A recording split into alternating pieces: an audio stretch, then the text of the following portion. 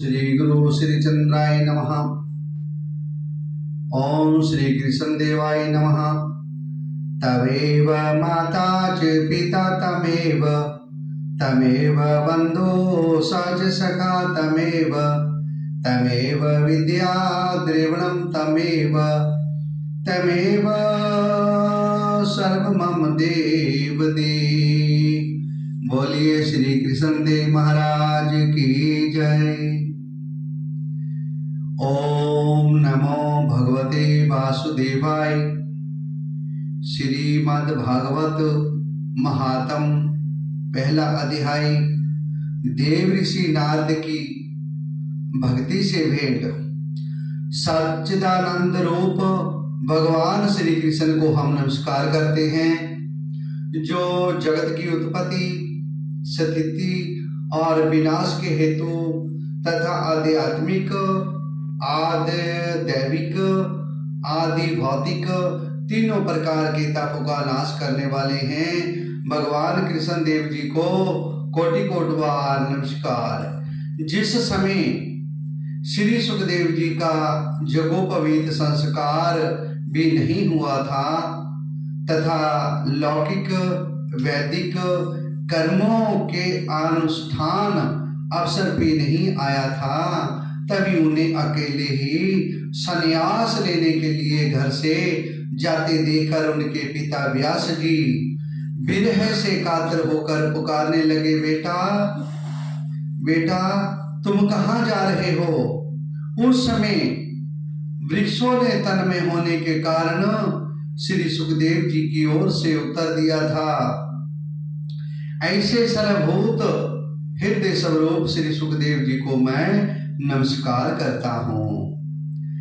एक बार भागवत कथा अमृत का अरसा स्वादन करने में कुशल मुनिवर शौनक जी ने नैमसारक क्षेत्र में विराजमान महामती सूत जी को नमस्कार करके उनसे पूछा। शौनक जी बोले, सूत जी आपका ज्ञान अज्ञान अंधकार को नष्ट करने के लिए करोड़ों सूरजों के समान है।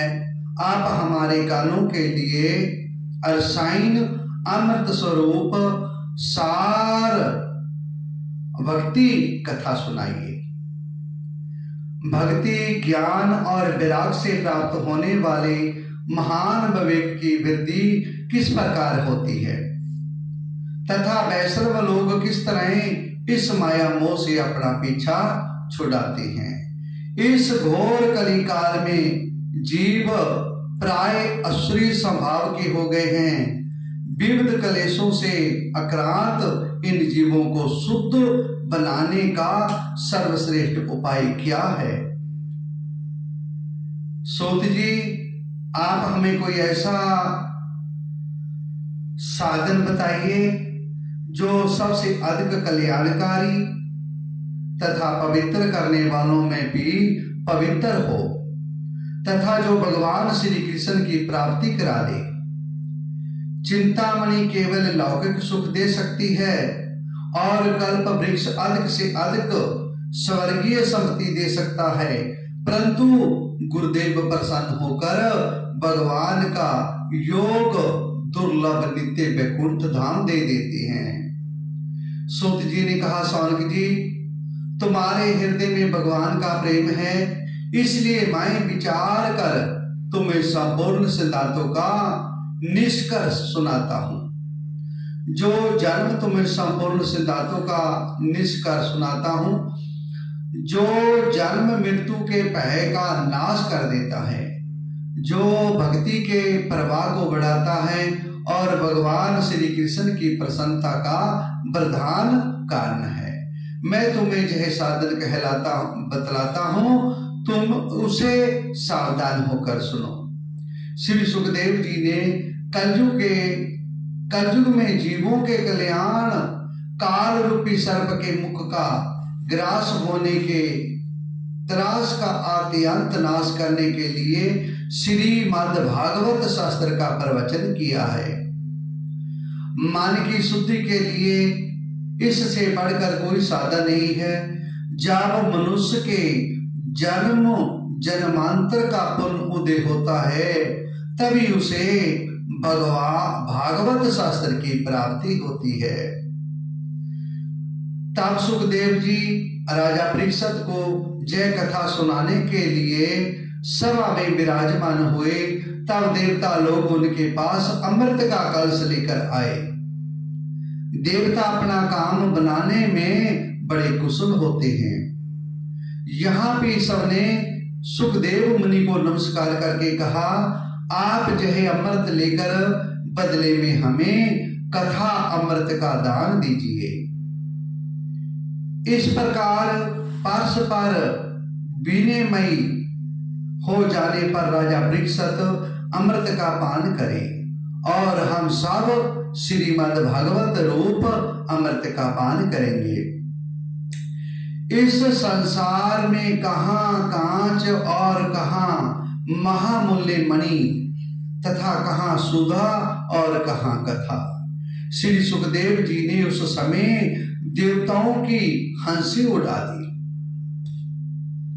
उन्हें भक्ति सुनने जानकर कथामृत का दान नहीं लिया। इस प्रकार जय श्रीमद् भागवत की कथा देवताओं को भी दुर्लभ है। पूर्व काल में श्रीमद् भागवत के श्रवण से ही राजा परीक्षित की मुक्ति देखकर ब्रह्मा जी को बड़ा आश्चर्य हुआ था। उन्होंने सत्यलोक में तराजू बांध कर सब साधनों को तोला। अन्य सभी साधन तोल में हल्के पड़ गए। अपने महतत्व के कारण भागवत ही सबसे भारी रहा। यह देखकर सभी ऋषियों को बड़ा विस्मय हुआ। उन्होंने कलयुग में इस भागवत रूप भागवत शास्त्र को ही पढ़ने सुनने से तत्काल मोक्ष देने वाला निश्चय किया। सप्ताह विधि से श्रवण करने पर यह निश्चय भक्ति प्रदान करता है। पूर्व काल में इसे दयापरायण सनकादि ने देव ऋषि नारद को सुनाया था। जब भी देव ऋषि पहले ब्रह्मा जी के मुख से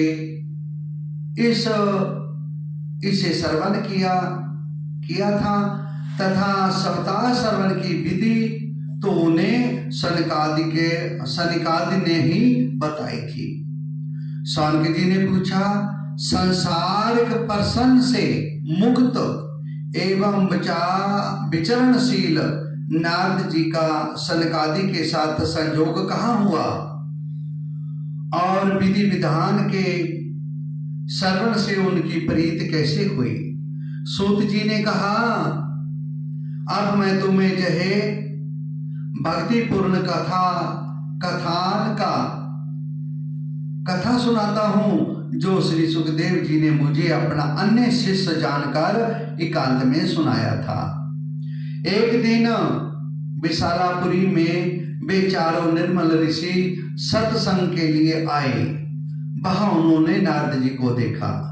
सनकादिक जी ने पूछा, ब्राह्मण आपका मुख उदास क्यों हो रहा है? आप चिंता दूर कैसे हैं?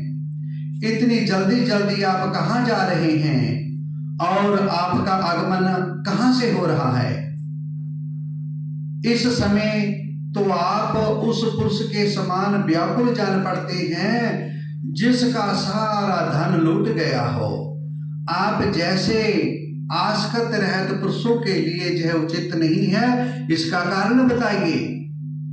नारद जी ने कहा, मैं सर्वोत्तम लोक समझकर पृथ्वी में आया था जहां पुष्कर, प्रयाग, काशी, गोदावरी, हरिद्वार, कुरुक्षेत्र, श्रीरंग और सेतुवंत आदि के तीर्थों में मैं इधर उधर विचरता रहा किंतु मुझे कहीं भी मन को संतोष देने वाली शांति नहीं मिली। इस समय अधर्म के सहायक कलयुग ने सारी पृथ्वी को पीड़ित कर रखा है। अब जहां सत्य, ताप, दया, दान आदि कुछ भी नहीं है। बेचारे जीव केवल अपना पेट पालने में लगे हुए हैं, पैसा कमाने में लगे हैं, झूठे हैं, कपटी हैं, लालची हैं, बेअसर्थवासी, आलसी, महाबुद्धि, भाग्यहीन, उपद्रवग्रस्त हो गए हैं। जो साधु संत कहे जाते हैं वे पूरे पाखंडी हो गए हैं। देखने में तो विरक्त हैं, किंतु स्त्री, धन आदि सभी का परिग्रह करती हैं। घरों में स्त्रियों का राज है, सारे सलाहकार बने हुए हैं। लोभ से लोग कन्या विक्रय करते हैं और स्त्री पुरुषों में कले मचा रहता है। महात्माओं के आश्रम, तीर्थ और नदियों पर यवनों अधिकार हो गया है। उन दुष्टों ने बहुत से देवालय भी नष्ट कर दिए हैं। इस समय जहां ना कोई योगी है, ना सिद्ध है, ना ज्ञानी है और ना सत्कर्म करने वाला ही है। सारे साधन इस समय कली रूप दावानल से जलकर भस्म हो गए हैं। इस कलयुग में सभी देशवासी बाजारों में अन्न बेचने लगे हैं। ब्राह्मण लोग पैसा लेकर वेद पढ़ाते हैं और स्त्रियां वेश्यावृत्ति से निर्वाह करने लगी है। इस तरह कलयुग के दोष देवता और पृथ्वी प्यार विचरता हुआ मैं जमुना जी के तट पर पहुंचा हूं। यहाँ भगवान श्री कृष्ण जी की अनेकों लीलाएं हो चुकी हैं। मुनिवरों सुनिए, वहां मैंने एक बड़ा आश्चर्य देखा। वहां एक युवती स्त्री खिन्न मन से बैठी थी। उसके पास दो वृद्ध पुरुष अचेत अवस्था में पड़े जोर जोर से सांस ले रहे थे। बहतौरनी उनकी सेवा करती हुई कभी उन्हें चेत कराने का प्रयत्न करती और कभी उनके आगे रोने लगती थी। वह अपने शरीर के रक्षक परमात्मा को दसों दिशाओं में देख रही थी। उसके चारों ओर सैकड़ों स्त्रियां उसे पंखा कर रही थी। मैं बार बार समझाती जाती थी। दूर से जे सब चरित्र देखकर मैं कतूहल वश उसके पास चला गया। मुझे देखकर वह युवती खड़ी हो गई और बड़ी व्याकुल होकर कहने लगी। युवती ने कहा, महात्मा जी, क्षण भर ठहर जाइए और मेरी चिंता को नष्ट कर दीजिए। आपका दर्शन तो संसार के सभी पापों को सर्वथा नष्ट कर देने वाला है। आपके वचनों से मेरे दुख की भी बहुत शांति हो जाएगी। मनुष्य का जब बड़ा भाग्य होता है तभी आपके दर्शन हुआ करते हैं। बड़े भाग हो तो महात्मा का संग होता है। नारद जी कहते हैं, तब मैंने उस स्त्री से पूछा, देवी तुम कौन हो? जे दोनों पुरुष तुम्हारे क्या होते हैं और तुम्हारे पास जे कमल नैनी देवियां कौन है? तुम हमें विस्तार से अपने दुख का कारण बताओ। युवती ने कहा, मेरा नाम भक्ति है। जे ज्ञान और विराग नामक मेरे पुत्र हैं। समय के फेर से ही जे ऐसे जर्जर हो गए हैं। जे देवियां गंगा जी आदि नदियां हैं, जे सब मेरी सेवा करने के लिए आई हैं। इस प्रकार साक्षात देवियों के द्वारा सेवित होने पर भी मुझे सुख शांति नहीं है। तपोधान, आप ध्यान देकर मेरा वृत्तांत सुनिए। मेरी कथा वैसे तो प्रसिद्ध है, फिर भी उसे सुनकर आप मुझे शांति प्रदान करें। मैं त्रिवर्ण देश में उत्पन्न हुई, कर्नाटका में बड़ी, कहीं कहीं महाराष्ट्र में सम्मानित हुई, किंतु गुजरात में मुझको बुढ़ापे ने आ घेरा। वहां लोग कलयुग के प्रभाव से पखंडियों ने मुझे अंग भंग कर दिया। चिरकाल तक जय अवस्था रहने के कारण मैं अपने पुत्रों के साथ दुर्बल और निस्तेज हो गई। अब जब से मैं वृंदावन आई तब से पुण्य परम सुंदरी रूपवती नवज्योति हो गई हूं, किंतु सामने पड़े हुए ये दोनों मेरे पुत्र थके मांदे दुखी हो रहे हैं।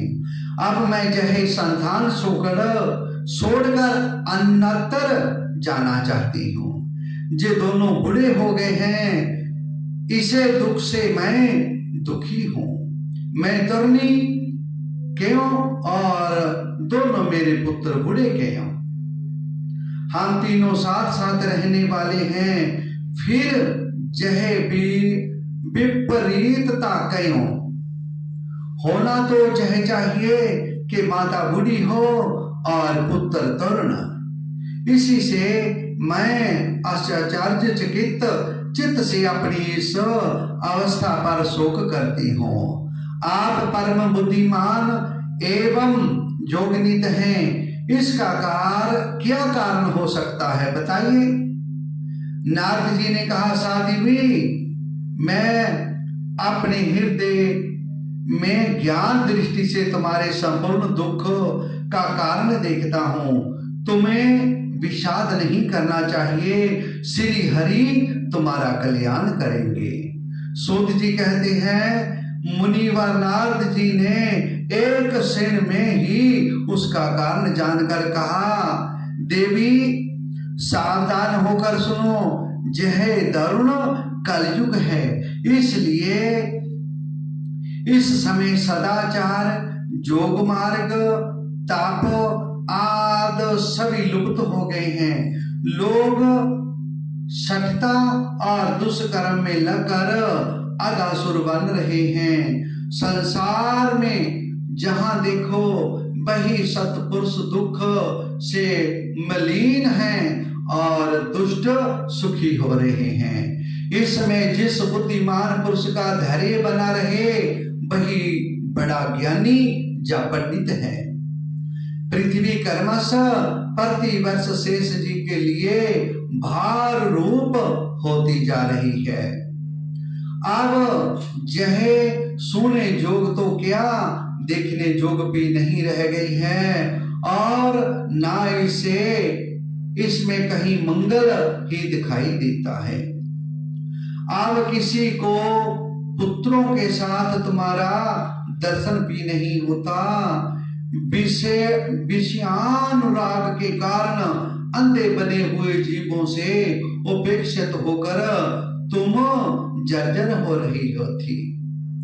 वृंदावन के संयोग से तुम फिर नवीन तरण हो गई हो।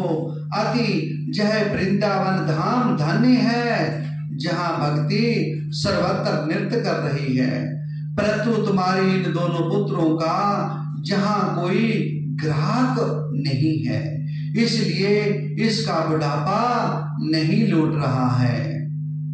इनका बुढ़ापा नहीं छूट रहा है, जहां इनको कुछ आत्म सुख की प्राप्ति होने के कारण ये सोते से जान पड़ते हैं। भक्ति ने कहा, राजा परीक्षित ने इस पापी कलयुग को क्यों रहने दिया? इसके आते ही सब वस्तुओं का सार ना जाने कहां चला गया। करुणामयी श्री हरि से भी यह अधर्म कैसे देखा जाता है? सो मुनि, मेरा यह संदेह दूर कीजिए। आपके वचनों से मुझे बड़ी शांति मिली है। नारद जी कहा, माता, जब तुमने पूछा है तो प्रेम से सुनो। कल्याणी, मैं तुम्हें सब बताऊंगा और तुम्हारा दुख दूर हो जाएगा। जिस दिन भगवान श्री कृष्ण इस भूलोक को छोड़कर अपने परम धाम को बधारे। उसी दिन से जहां संपूर्ण साधनों में बाधा डालने वाला कलयुग आ गया। दिग्विजय के समय राजा परीक्षित की दृष्टि पड़ने पर कलयुग दीन के समान उनकी शरण में आया। भरमर के समान सारग्राही राजा ने जैन सच्चे किया कि इसका वध मुझे नहीं करना चाहिए, क्योंकि जो फल तपस्या योग एवं समाधि से भी नहीं मिलता, कलयुग में वही फल श्री हरि कीर्तन से ही भली भांत मिल जाता है।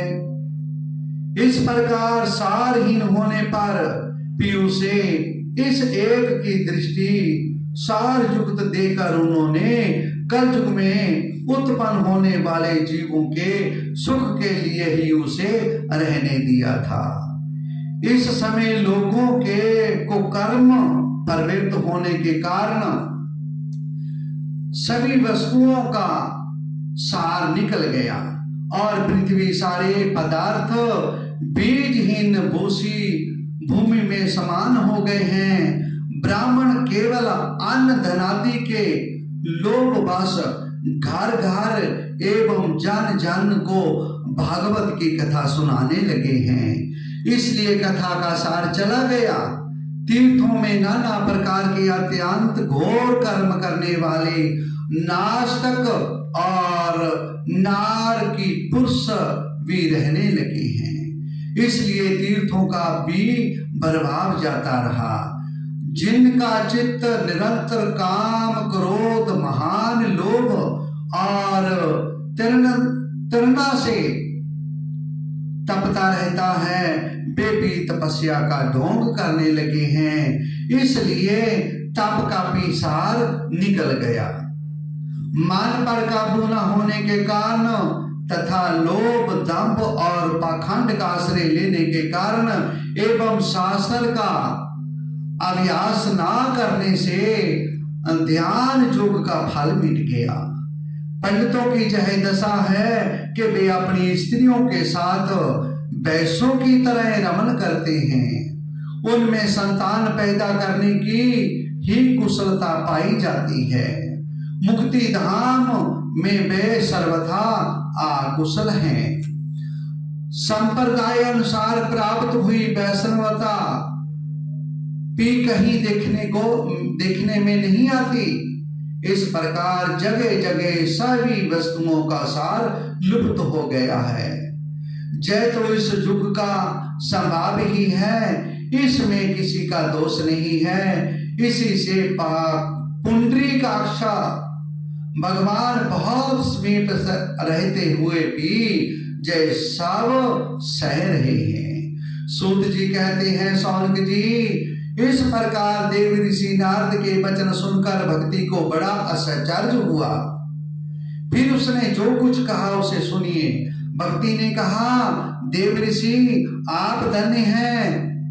मेरा बड़ा सौभाग्य था जो आपका समागम हुआ। संसार में साधुओं का दर्शन ही समस्त सिद्धियों का परम कारण है।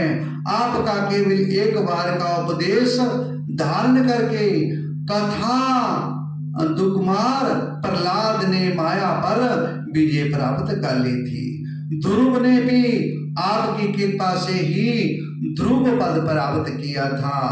आप सर्व मंगलमयी और साक्षात श्री ब्रह्मा जी के पुत्र हैं। मैं आपको नमस्कार करती हूँ। बोले श्री राधा कृष्ण भगवान की जय।